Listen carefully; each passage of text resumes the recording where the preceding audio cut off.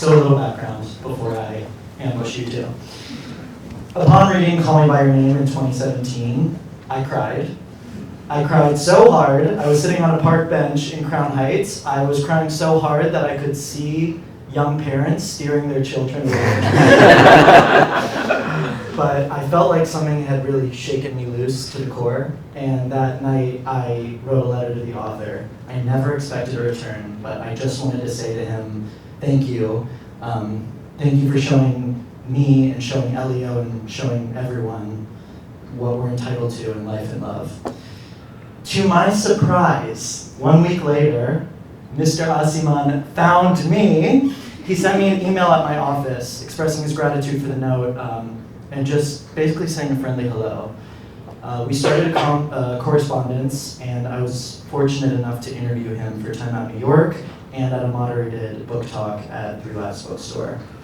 The movie was looming, and I was surprised to discover that Mr. Aciman was kind, friendly, and completely unfazed by the surging popularity and kind of manic fandom around Call Me By Your Name. Of course, when the movie came out, I saw it 5 times. The tears came surging back. I would often just go straight after therapy to kind of kill 2 birds with one stone. And I assume, like many people in this room, the waterworks came particularly hard towards the end when Mr. Stuhlbarg gave his kind of iconic speech, which really rendered a lot of the themes of the book about unconditional love. He really brought them to life so beautifully. So I'm really fortunate to speak with you both today. I'm going to ask you some questions about this second opportunity for you both to work together. So I'd like to start with Michael. I want to know about when you first got the script or the offer to be in Call Me By Your Name, the movie. What your experience was, what it was that made you want to be involved.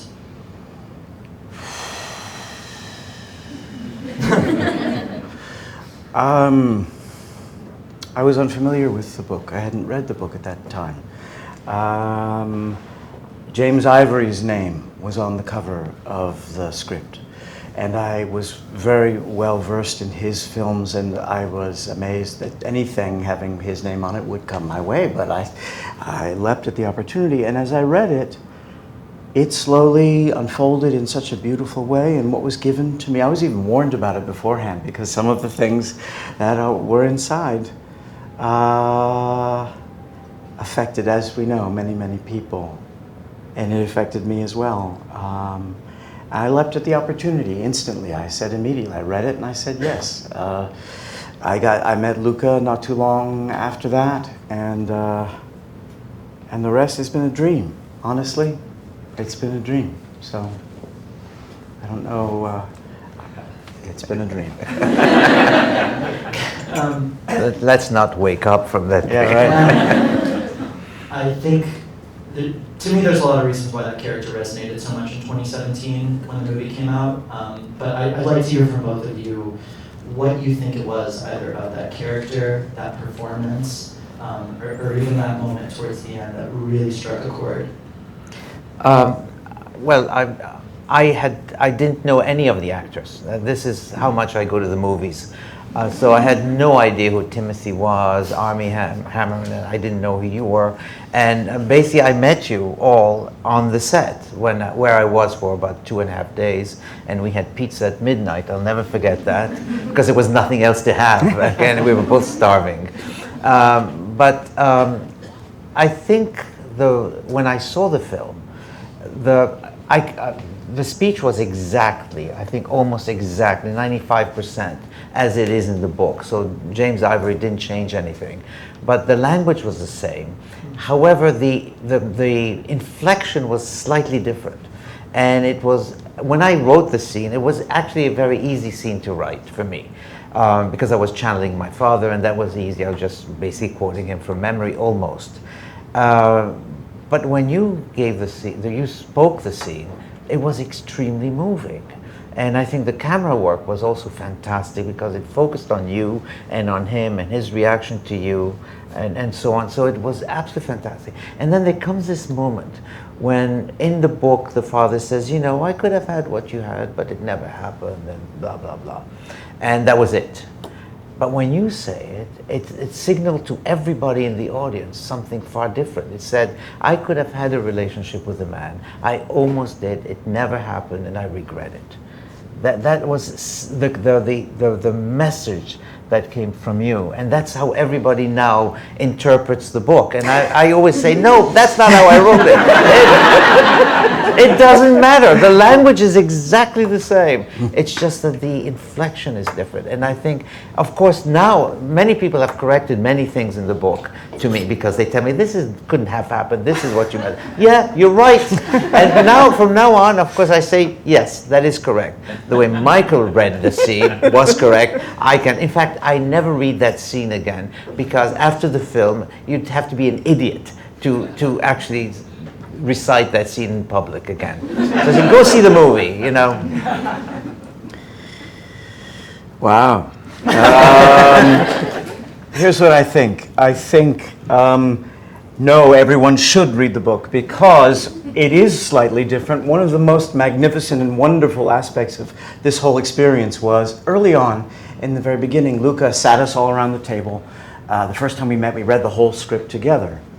And he wanted to remind us or perhaps encourage us or goose us into buoying anything that on the page may have seemed somewhat, at least as a professor, somewhat pedantic or leaden or woeful, and infuse the summer, infuse our interactions together with as much joy as possible, as if this whole summer were one of those magical summers which, if we're lucky, we have in our lives, where something profound happens to us and we change somehow or another, or we fall in love for the first time. And that infused everything that we did. And it's because of his feedback, it's because of his vision that perhaps some of the inflection you're speaking of appears, because the text is one thing, but the inspiration that a director can give you about thinking of it in a different way can open your heart in a different way and affect you a particular way, and perhaps that has wide-ranging effects, which it has in this instance for me. One of the things I love about this man is that sense of humor, which is also in the text as well, but came about, I didn't expect it. I think I just didn't expect it. I think there may have been a merchant ivory idea initially about what it could be, and I love that, you know, but it didn't end up being necessarily what it was that that he encouraged us to make. So I think opening our hearts, bringing joy, bringing laughter, this man's absolute adoration of his son, and wanting this profound thing that's happening to him to let it bloom and let it be what it's going to be. I loved it. I loved the experience. And it's really had probably the most profound effect on my life than anything else I've ever been in. So thank you. Oh. I'm not going to say you're welcome because I'd just like to comment that it seems to me that the way the audiences have responded to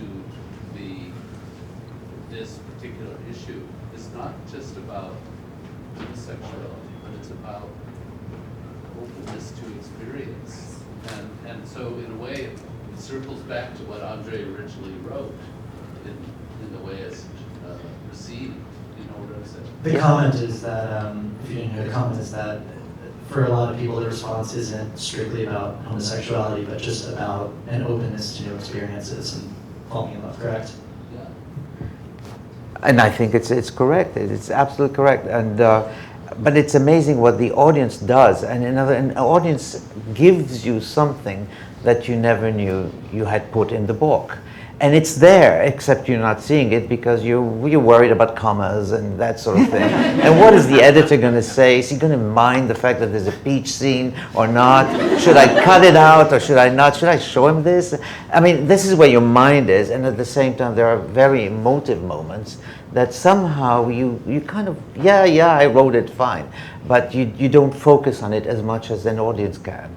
And you see it in the reaction when people go to the movies. You go to see the movie in a movie theater. You can hear people sniveling all around you. And of course, the first time that happened, I was in Berlin, and I can hear everybody sniveling. And I'm saying, why is everybody crying? And people get very upset with me because they don't understand. How could you ask that question? Because my mind was not altogether there. I was somewhere else. I was just worried about finishing this book, getting the father's speech, and moving on. And of course, the father's speech comes at the very end of the movie, which is exactly how it should have been.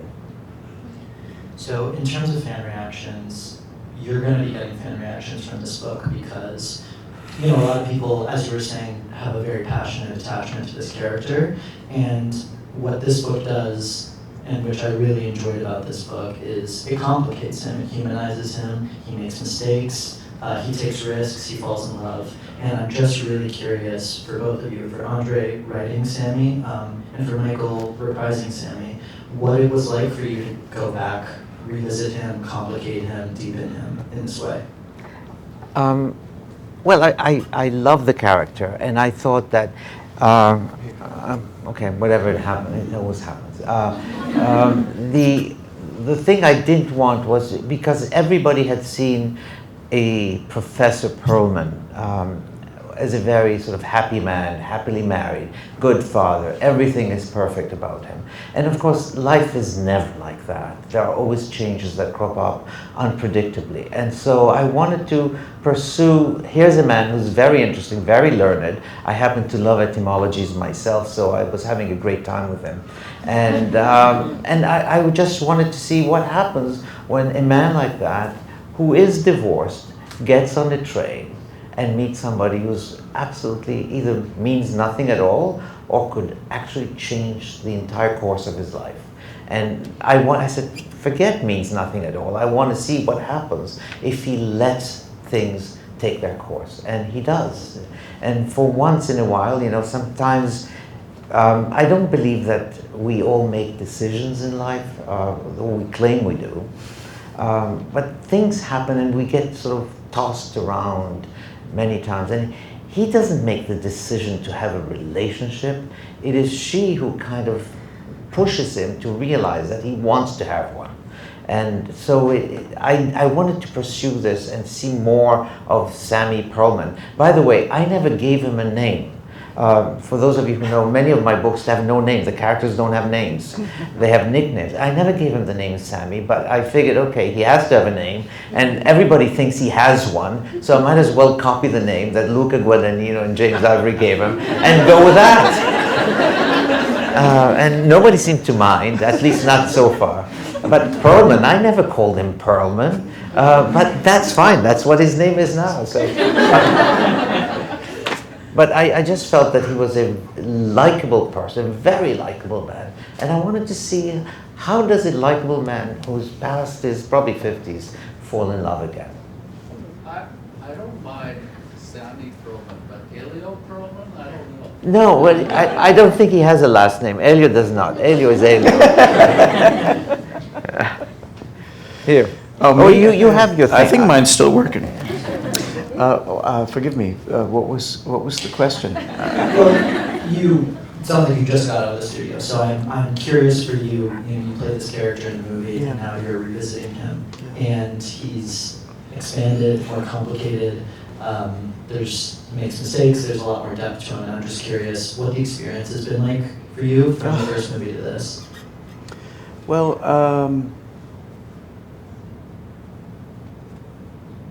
I was very nervous, honestly, to receive it because you hear things about what it might be, and there was talk about that there was going to be a sequel, and amongst those of us who participated in the first one, you just sort of nod and smile and go about your business and make sure you You have something to preoccupy yourself. This came along, and I was asked to do this, to read it, and I did. But I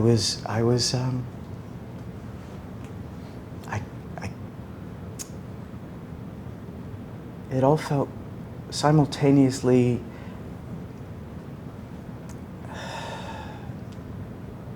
I just couldn't read it fast enough. It was a place that I had loved being, and this was where perhaps it might go. And yeah, it's odd because I've never felt as moved by being inside the life of someone as I have during this. Oh, okay. Sorry about that.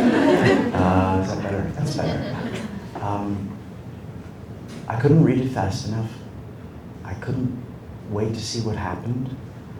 I loved being him in the first go-around, and I was curious to see where it would go and what he's presented, what he's written, what he was inspired to write. If I'm so lucky to have the opportunity to participate in it again, it's magical, and you just sort of never had that feeling so much that you're feeling it as you go. I wish I had something more bright to say about it.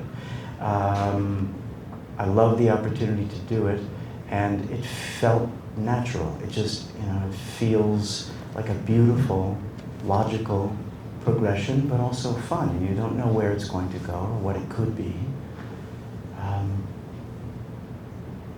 I love being him, and I love reading him, and it was really fun as well to try to insert myself inside the mind of the other folks who are in this story, especially knowing those who come back and having experienced some things with them. I'm inarticulate at the moment, forgive me, but it's been profound, and I look forward to reading it again. And I'll say that.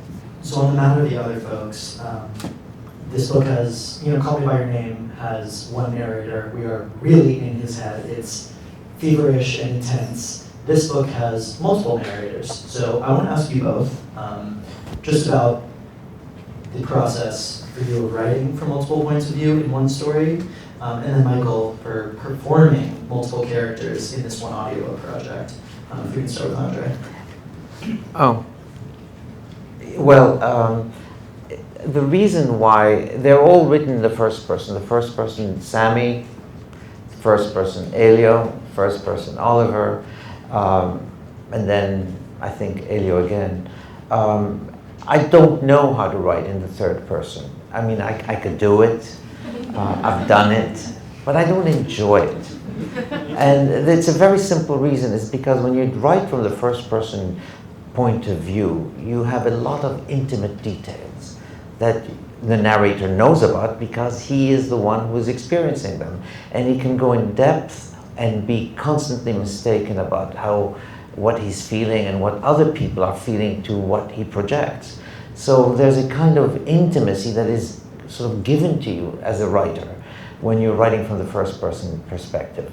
Third person perspective has other advantages as well. In other words, you don't know so much, so you don't color the reader's mind with as much information, but you can't go inside that deeply. And so I've always enjoyed writing from the first person narrator, and I had to make a decision.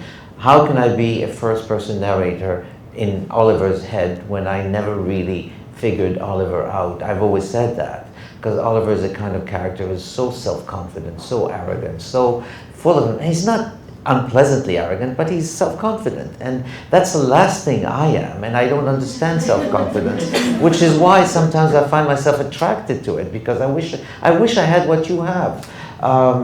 But then, of course, and people have asked me, why don't you rewrite Call Me By Your Name from the point of view of Oliver? And my answer is always the same. He wouldn't be able to write a book like that. It's not in his character to write such a book. He would just give you the plot outline, and that's all he's capable of. But I had to go into his head, and I had to make him slightly more insecure. The insecurity of an older Armie Hammer or Oliver is that he now has more insight into himself and is unsure about how people are responding to him. And that's what, when you write in the first person perspective, that's what is given to you. Elio is an obvious one because Elio is always insecure, always wrong, always sort of doubting and hesitant and whatever you want to call it. And that was a natural thing for me to do because that's how I am. You want me to change it? Elio, Jonathan knows this very well about me because he said, why don't you change this? Fine. Shall I cut this out? Yeah, fine. I'll say yes to anybody because I have no self-confidence. Occasionally I will resist. I will say, no, I think this should stay. But by and large, I'm the easiest person to edit. So, anyway. So, Michael, just to return the question, it's your experience recording this, you had to not just be Sami, but you had to take on the voice of Elio and Oliver. Yeah. So I'm just curious how that was for you and where that may have been challenging. There are some whirlwind, mercurial, magical waves of torrent that come from each one of these portions of the book. Technically challenging in terms of his absence of punctuation in several of them, or the meticulously placed comma in places. And I tried to honor those things. And in other ways, when you're moving through someone's torrent of thought or torrent of emotion, I tried to sort of put myself in their position as well. But it was particularly interesting in terms of what Oliver goes through in the portion of the book, how he communicates, what they think about. Elio seemed one thing, Oliver seemed another, and Sami another. I love those challenges. I love being, and you're not necessarily sure about how you're going to go about doing what you're doing until you start, really. You learn most about everything, in my experience, by just doing it and then seeing what happened. So I threw myself into it, and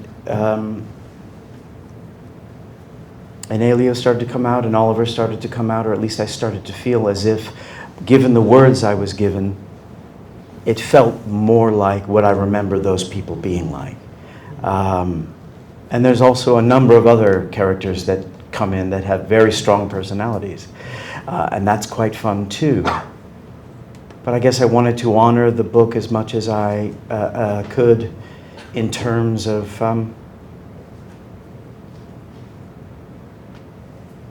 perhaps choosing or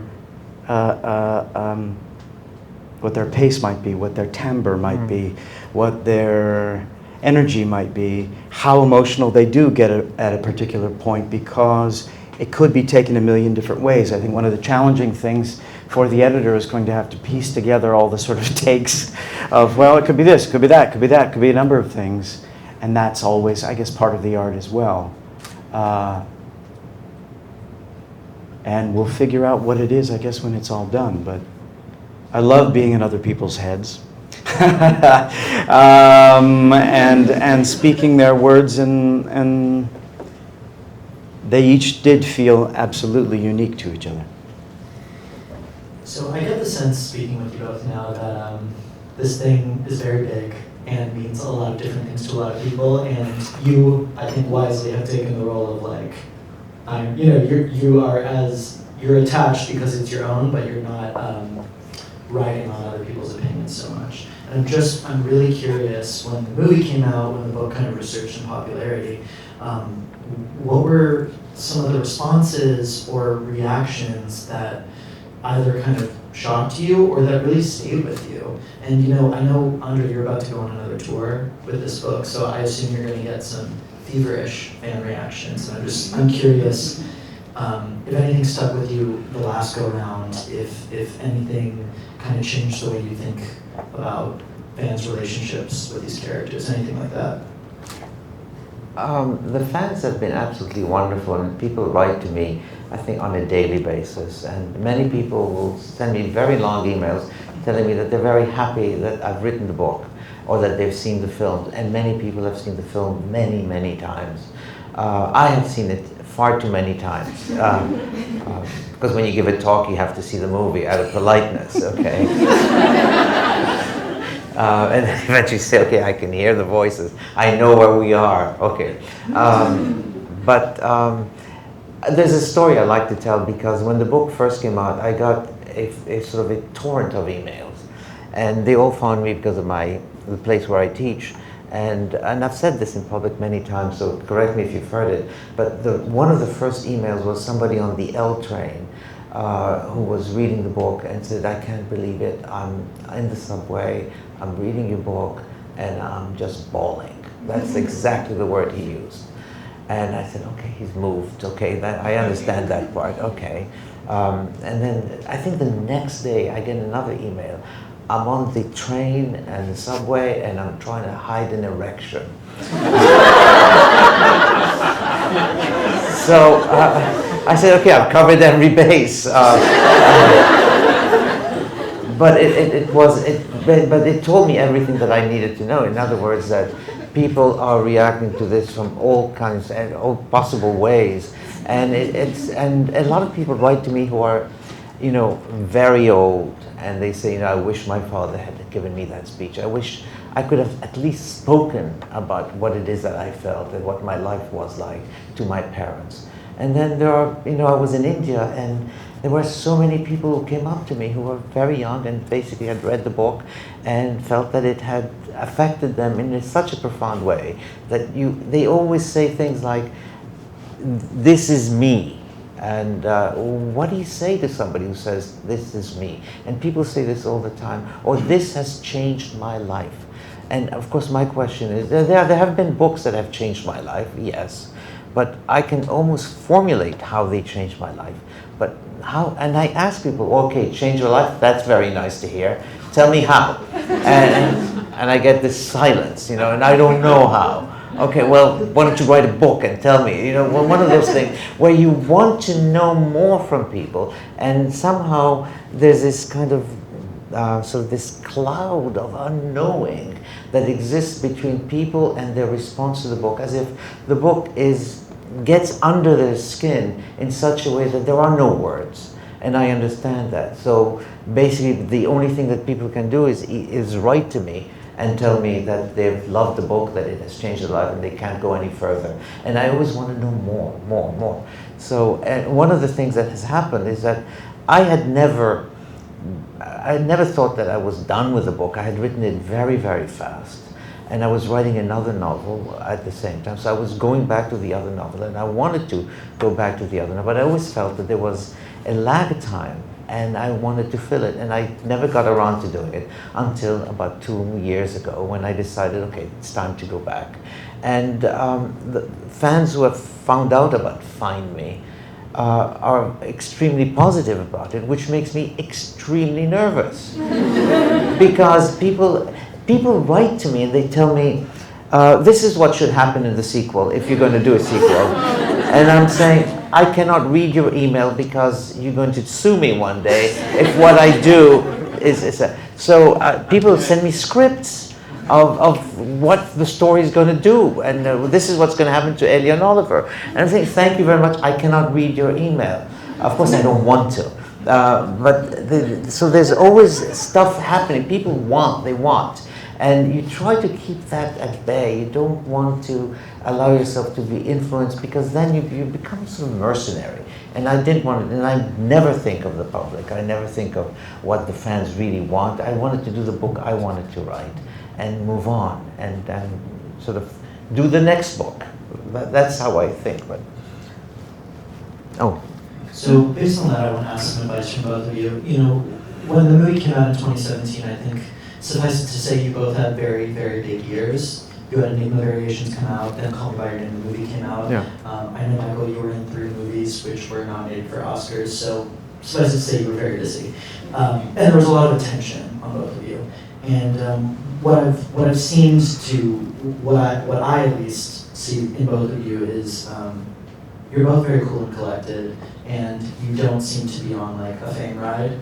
And you both have great longevity in your careers. And what I want to know is how do you do this without, when you have big years where things are booming, when you have smaller, quieter years where you're more focused on work or more behind the scenes, how do you stay consistent, and how do you not kind of lose yourself in either the boom of noise or in sometimes the silence?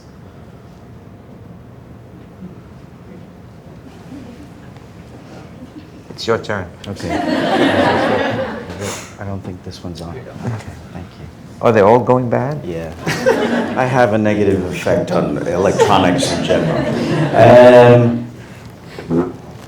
Keep your attention on what means the most to you. I think that's been it. And as I mentioned, I think briefly earlier, that beggars can't be choosers, and you can hardly control what comes your direction in terms of what it is that I do, unless I'm making my own work.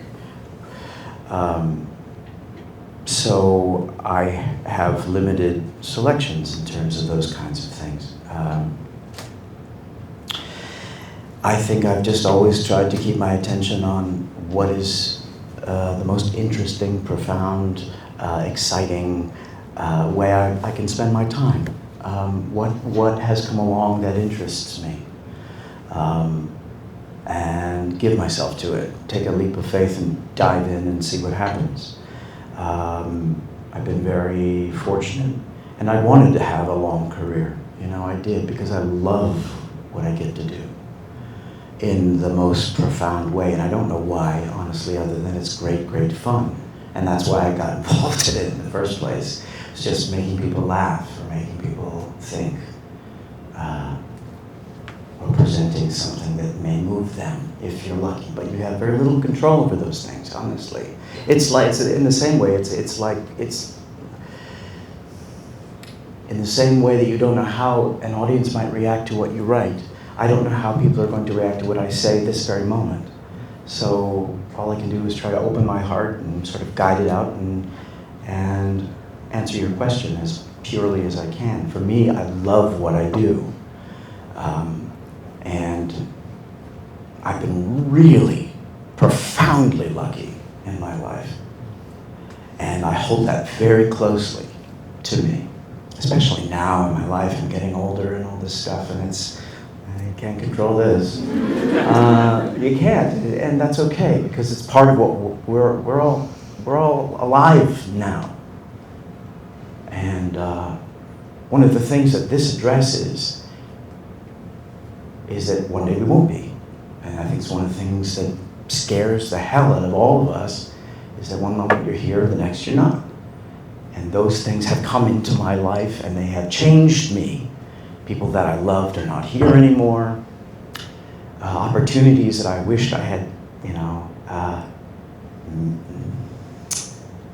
perhaps done something slightly differently to have gotten a different effect. But you can't control that. So you do the best you can, you do it yourself, you do what you can, and hopefully if people enjoy it, that's fantastic. And maybe I'll get to do it again after that. I don't know if I've answered the question. You're wonderful. Great. So yeah, to ask again, just your advice about longevity based on your career and the highs and lows. My career has been so checkered that there is no narrative to my career. In other words, I went to college, I went to grad school, then I quit grad school because I hated grad school, and I became a stockbroker. And I did that for 4 years, and I hated that. Then I went into advertising, and I hated that totally. And so I decided to finish my dissertation, which I hated anyway. So I finished the dissertation in 7 months. It was a long dissertation. There are parts of it that I did like, but the whole thing was horrible. Then I taught, and I wasn't particularly fond of Princeton. It was not fond of me, and so that was a good thing that that happened. And then I went and taught somewhere else. It was okay. It wasn't great. And my whole life has been like this. I've been in places. I'm not crazy about anything. But the real thing is that at some point in my life, I wanted to write a book. And I was going to write a book. Do we have a moment?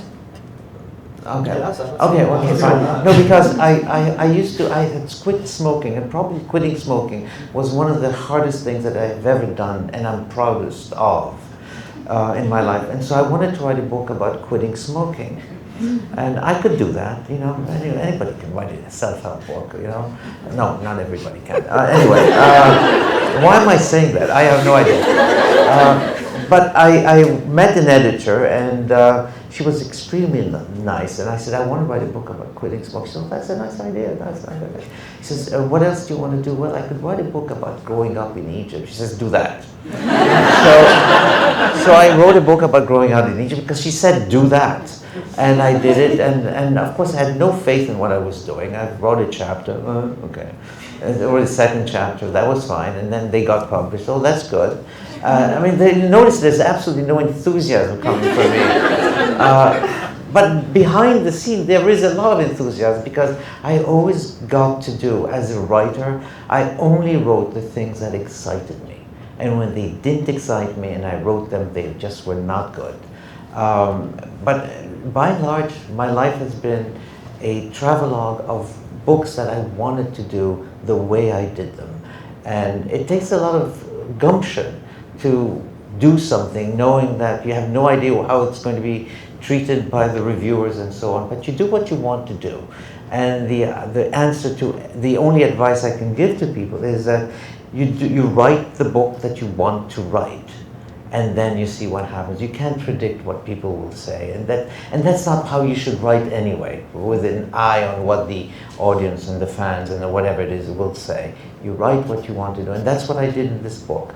And my life has, I've been also extremely lucky because everything I've written has been well so far, okay? So far, very well received, and people will always tell me wonderful things. The people who don't like what I write never write to me, so I have no idea what they're thinking, but I have to assume that the people who will like what I do have responded in ways that are fantastic, and I get quoted all over the place. So it's a nice feeling. And I could have been a broker and stayed a stockbroker or gone into advertising. I was fired from the advertising job because I wasn't good. And I didn't care. I couldn't care less about it. Oh, I did PR also for a while. I quit that because that was terrible. But in other words, I could have stayed in any of those things and never done what I wanted to do. My father once said to me, what you should do is you should write a novel that is true. And so I wrote, he said, you write a memoir that is true. And I wrote a memoir that was true enough. And then he said, no, you should not have written a memoir. You should have written a novel. So this was my father's. He was always telling me the contrary of what I was doing. But I grew up with that. So as I'm writing a memoir, I'm already thinking of novels. As I'm writing novels, I'm thinking of memoirs, back and forth. I'm always in between everything. And that's how I've lived my whole life. Mr. Ambivalence. I'm always in two places. On that note, so we're unfortunately out of time. Please help me in thanking André Aciman.